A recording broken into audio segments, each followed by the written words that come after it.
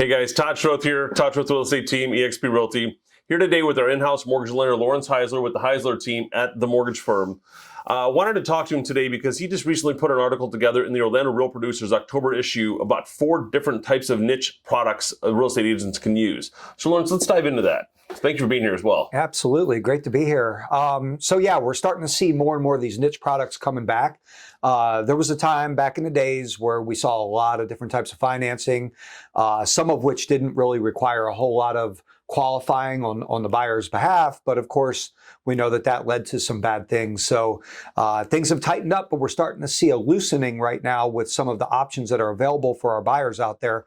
One of the niches is USDA. Okay. I'll just dive right into that. Yeah. So USDA is a rural loan product. Okay. So it's specifically for clients that are looking to buy somewhere a little bit out of the city. So kind of out in the country. There's a map that will show us which properties are eligible. The great thing about USDA financing is the client's able to get 100% financing. Okay. So there's no down payment requirement. It's for clients that are usually about a median level income or below, but still a good enough income level, high enough income level where we're able to get quite a few people qualified for that program. I think it's a great program for our what we call our heroes, right? So nurses, teachers, firefighters, police officers, law enforcement, all of those clients income-wise are going to fit into this program and allow them to get up to 100% financing. And that's cool because it's not specifically for them, but it's a good one for them, you know, if they've got the income level sitting there. There was a cool thing when you talked about the program when you were telling us about it a few weeks ago with the appraisals on it. If the appraisal comes in higher than the purchase price, we can use that extra value to pay for closing costs. Yeah, it's the only program available that does this. Yeah. So it actually, once we get the appraisal back, if it turns out that that appraisal has come in higher than appraised value, we can bump the loan amount up enough to cover closing costs. We can't go above that, but it still gives that buyer the true opportunity to get 100% financing. I had one close last year. The client had put $1,000 deposit down when they bought the house. When they went to closing, the title company handed them a check for $1,000. So they literally spent zero on the house. That's true, no money down. I love that. Where you're not having to write an offer 6% or 3% over asking price, or just negotiate that in to pay for your closing costs, but you're able to get that added value back in. Buyer needs to have the cash just in case, but I like that it's an opportunity they can pull their cash back and put it into some improvements into the house. Yeah, absolutely. So you had another one, non-QM. Yeah, so non-QM is one of the niche products that we're seeing making a comeback. And it's pretty interesting because, again, there used to be a day where you didn't need a whole lot to qualify for a mortgage. And then it got super tight after the market crash. And now we're starting to see some players get back into the game. The popular programs on this, what we call non-QM, is a bank statement loan program. Okay. We're also seeing foreign nationals that are making a comeback. We're seeing programs that may not require the client necessarily to verify full income or assets in some cases. So these programs, usually they're going to require a little bit more money down. They're going to come at a little bit higher interest rate than what a really good credit client would have with a conventional loan. But it's an opportunity for people that maybe don't claim all their income, like self-employed clients. Are you pointing at me for something? that still want to buy a house and still really truly qualify. Yeah. They make the income, they just don't report all the income necessarily. Right. And you had some cool stuff with that too. I mean, it opens up a lot of different avenues. Now, let's just talk interest rates on that one. So normal rates, just call it 3.5% on a normal 10 or 20% down. What's the down payment requirement on a non-QM? And what kind of rate improvement, or not improvement because it would be paying higher, what kind of rate increase are you seeing on that as well? I mean, we're still seeing down payments as low as, let's say, 10% on these products. Normally, it's going to require 20, maybe 25%. Okay. Interest rate wise, we're probably going to be starting in the 4s, maybe the mid 4s. It could go up as high, depending on credit scores, up into the 5s, right? What's funny, we're having this conversation and we're talking about up into the 5s. 5s, Yeah, right? which historically it's still a great rate. Yeah, we've seen interest rates as high as 7, 8%, 9% since we've been doing business, and so relatively speaking, they're still excellent interest rates. So when I was buying my first, getting into my first set of investment properties back in the 90s, we were buying stuff 10, 20% down and doing the non-QM bank statement loans and stuff, and the rates were around 10% then. So I knew that I was paying 11.5 and 12% on those, and I always knew it was 2 points higher. Yeah. So that's where we're at 3.5. So you're saying 4.5 to 5, 5.5. So you're right on target there. Yeah, and sometimes we call these loans. Sometimes we call them Band-Aid loans. Right. So it's an opportunity for somebody to take advantage of buying now, getting into the house, fixing whatever the problem is that didn't allow them to be able to go with a straight conventional loan, let's say, or one of the government loans.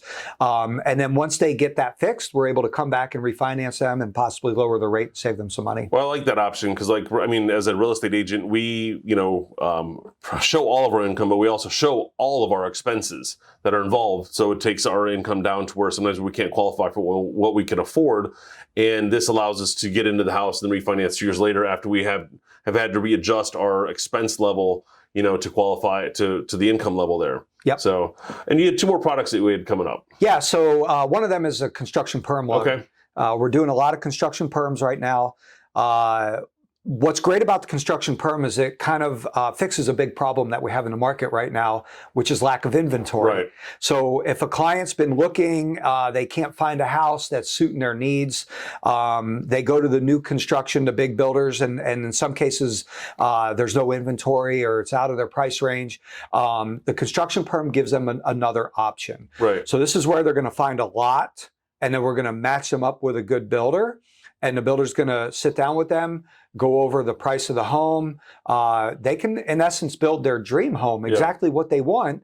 And it's more affordable than what a lot of people think it would be. Once we get them approved for the loan, then we get the construction started. 4 to 6 months, 8 months later, the house is complete and the clients move into the house. I love that because I'm more open to where I can buy, and whether it's a tear down or anything else that we've got there, we can use a construction perm for that. And I'm not limited to the subdivision, atmosphere. If I want to be in downtown Orlando and tear down that little 2-bedroom, 1-bath, or there's a lot split that we can work on and put up 2 lots or whatever you want to do. So that opens up a wide range of inventory there. Well, and a lot of people hear this option and they just get overwhelmed. They're like, where do I start? Well, making a phone call to you, making a phone call to me is a good starting spot because you know where the land is. We've both got great builders that we work with, and we can kind of put that all together for our clients. So let's talk about the builders for a second. I mean, you've got a handful of builders that you're approved with. If we have our own builder, how long does it take to get them approved through your process? So the builders, within a week or 2, we can get them approved. Okay. We've already got a pretty extensive list of approved builders that we've already worked with. Good. So it really streamlines the process if they're already approved with us as well. Awesome. So what's the last product we have coming up? So we talked about move-up buyers. Yep. Okay, so this is something that we're seeing a lot more of right now. The move-up buyers are people. Life has changed for everybody in the last 2 years, and we see a lot more people that are living at home. They're working at home. They're living at home, of course, but they're living at work, working at home. Exactly. And they're finding out that maybe the house that they bought just isn't really giving them enough space to really enjoy the lifestyle that they want to live. They'd like to have that nice office. In some cases, we see both the husband and wife working from home.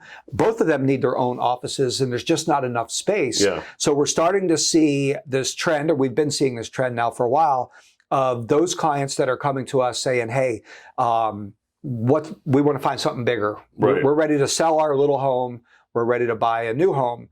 The byproduct of this too that's happening is a lot of these parents that are now working from home have children, maybe up to millennial age children that are still living at home as well. And we're starting to see this this conflict. We're not buying a bigger house for you to stay here. And they're having that conversation with their children that maybe it's time for you to find a house and buy. Yeah. So not only are we getting an influx of these move-up buyers, but we're also getting an influx of millennial buyers that are now in the market looking to buy. So it's a really good niche. Do you have a niche financing product for that, like a bridge loan or something? Because if I got to sell mine before I buy the other one, I'd like to be able to buy before I sell, especially with today's inventory levels. I'm afraid to put my house in the market and not find something, and then all of a sudden I've got an offer. I've got to move. Now I get one of those buyers or sellers. I become that buyer that I bought something I didn't like. Yeah, it's a good question. So obviously, one of our goals when we work with a buyer is to try to minimize or eliminate any contingencies on their pre-approval. One of the big contingencies is having to sell their house in order to buy a new house. If we can avoid that, that's a huge thing in our market. So the first thing we're going to do is we're going to look to see if we can qualify them without having to sell their house. Yeah. Now, if it's 100% necessary, if they have to have the equity out of that house, then a lot of times there's ways for them to pull that equity out of their house before selling it. It's a type of bridge loan or a home equity line that we see a lot of times, that the client can take that money and then have it available to put down on the new house. Does that need to be sourced for 60 days or anything? Nope. Okay, because you know that the loan is being pulled out to be used for the other one, and they know it's going to be paid off shortly. Yep. As long as we can show where the money came from, that's not an item that needs to be seized. Okay. And it's, you got, other big thing is you got to qualify for both mortgages, which is obviously needs to happen for all three of them. And then you'll be paid off. One of them will be paid off here as soon as you sell the other. But I think it's a great option because I want to be able to buy before I sell. But I've got all my equity in there. That's where all my cash is without selling stocks or other stuff or borrowing from Robert, borrowing from Peter to pay Paul. Yeah. Or robbing because it's like we want to use it as long as we can. Exactly. So, well, I appreciate you jumping in today. I mean, those are 4 cool products that are out there. And, it's cool that you put an article together on it to give back to the realtor community. And I appreciate you being in our office as one of our in-house lenders, coming to our meetings and really giving back as much advice to the mortgage side as well. Yeah, it's really appreciate the relationship. Yeah. I mean, it's time to put our thinking caps on and look outside the box a little bit right now. So I'm always glad to offer that help. We got to get creative. I mean, whether inventory's up or down, we got to be creative in our business. And in normal market, non-normal market, I mean, you've always got to find ways to get clients into properties and find other inventory if it's not available for them. Yep. So 100%. Cool. I appreciate it. Yep.